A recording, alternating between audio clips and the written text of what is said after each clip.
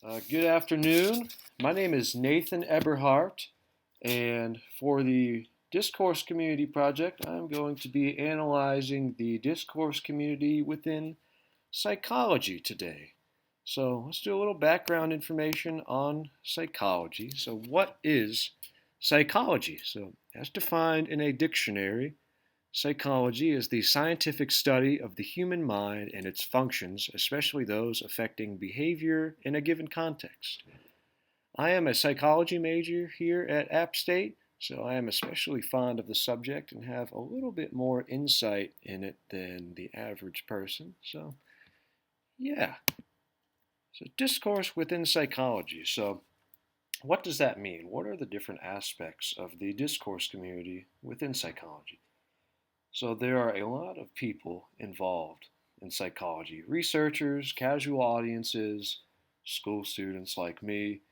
And so you have various different mediums. You have research papers, which we'll be analyzing today, formal presentations, so just like the professors have to do, standing up in front of a large group of people and speaking. For more studious audiences, people that are trying to learn about the subject, and then you have YouTube videos or just more casual audiences. So people, I don't know, maybe you're bored, just going through YouTube and you want to learn a little bit about psychology. There's nothing wrong with that. So there's something for everybody within this community. So today we will be analyzing two works, the first of which is going to be John Watson and Rosalie Rayner's Little Albert experiment and the research paper conducted for that experiment. Very interesting work if you're into that sort of thing. The link is attached in the slideshow here. If you want to check that out, just a 40-page PDF. And second of all will be John Riggs' TED Talk on the effects of trauma on the brain and how it affects behaviors. So it's a TED Talk. I'm sure you've seen plenty of TED Talks before, but this one was very interesting to me as well. I watched the whole thing and I learned a little bit from it. So first of all, let's talk about the Little Albert experiment, John Watson's Little Albert experiment. So a little background information. Little Albert was an orphaned child, and according to psychological research ethics, it's not okay to perform works on orphans, especially anybody under 18, really. But he cannot consent because he was, I think, 10 months old at the time of the experiment. He was an infant. So that's just a little bit of background information. But that has nothing to do with the assignment at hand. What we're going to be talking about is the various literary elements of the research paper. So we'll start with logos. So the target audience of a research paper of this sort is other scientists within the psychological research community. So they understand all of the scientific terms. You don't need to use little stuff. It's not a presentation. It's just factual stuff, evidence-based findings put on paper.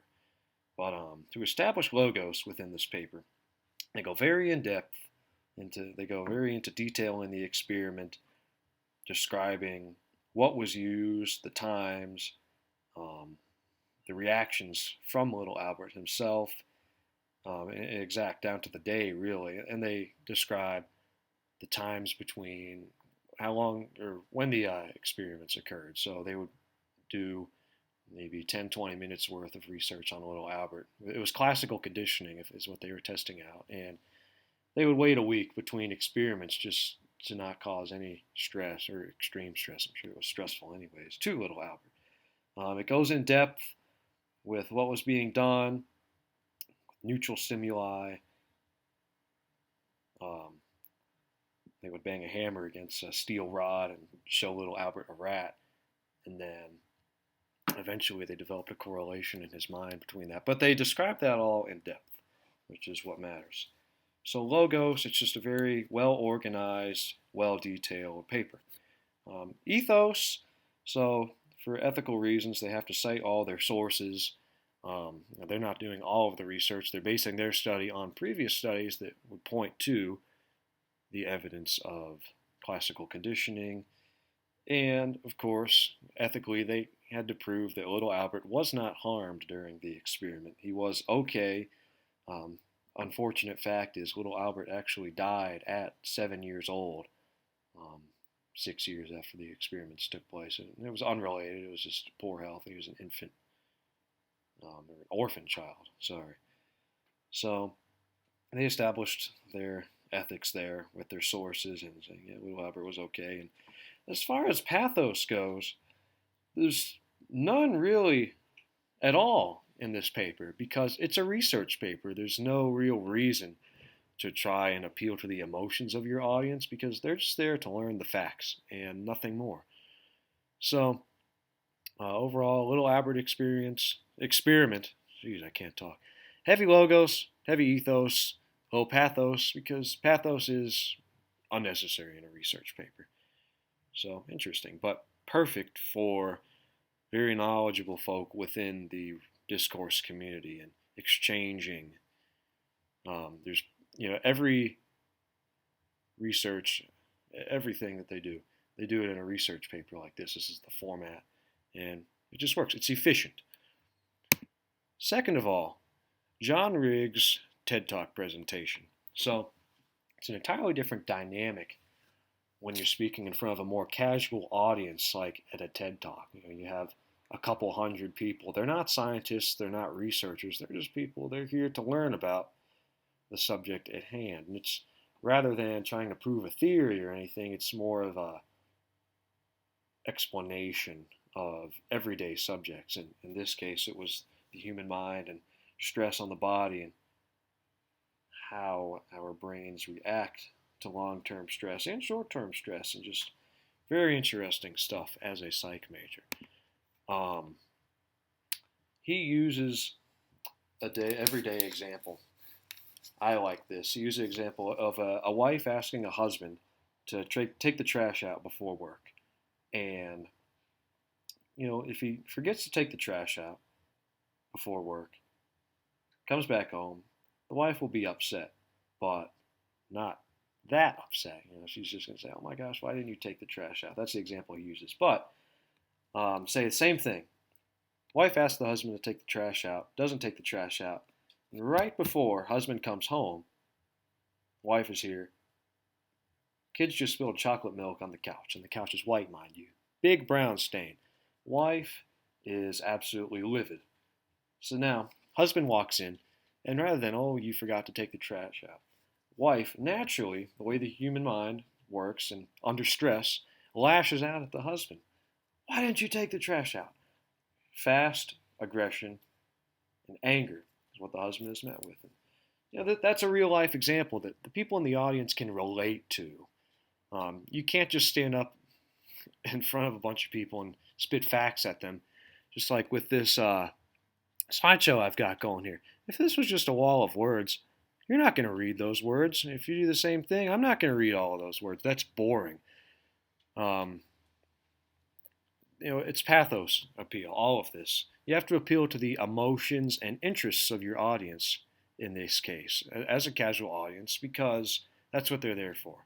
That's how you capture their attention and get them to listen, and they will take something away from that if you are appealing to that aspect. Ethos, same thing here. It's very present. John Rigg is a physical medicine and rehabilitation specialist working at Walton Rehab Hospital in Augusta, Georgia. So he's a doctor. He's got his doctorate in physiology. Guy knows what he's talking about, and he talks about his various experiences with stress, PTSD, and yeah, he's a very good source for this information, in my opinion, and he establishes that with his audience. So he establishes credibility. There, that's ethos. And logos, same thing. The stuff that he's talking about, it's backed up with facts. He has the evidence to prove everything that he explains. He explains to you what happens in the brain when you're stressed out and what the reactions are. He explains how the human brain works. We're just animals, really. Compared to other animals, all brains work similarly, just in their chemical structures and what goes on. So logos is present as well. All three of the main literary elements are present in this presentation.